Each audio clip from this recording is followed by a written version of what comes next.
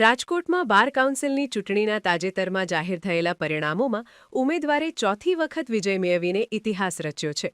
સૌથી વધુ મતો સાથે વિજેતા જાહેર થયા બાદ તેમણે સૌરાષ્ટ્ર અને કચ્છના વકીલોનું પ્રતિનિધિત્વ કરવાની તક આપવા બદલ આભાર વ્યક્ત કર્યો હતો.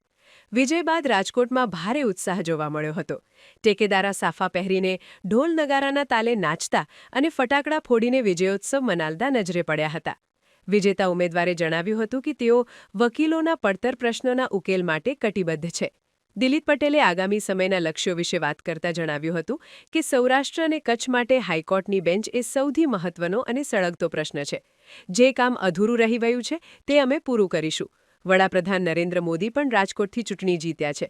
તેથી મને પૂરી શ્રદ્ધા છે કે તેઓ રાજકોટને હાઈકોર્ટ બેન્ચની ભેટ ચોક્કસ આપશે.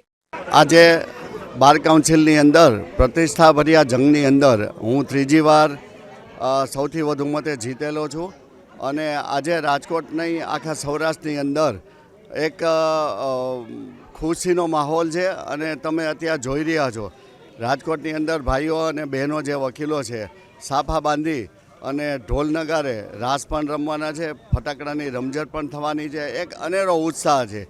આ બાજુમાં અમારા મોરબીના પ્રમુખ છે દિલીપ અગેચણિયા, એ અને એની ટીમ પણ આવેલ છે.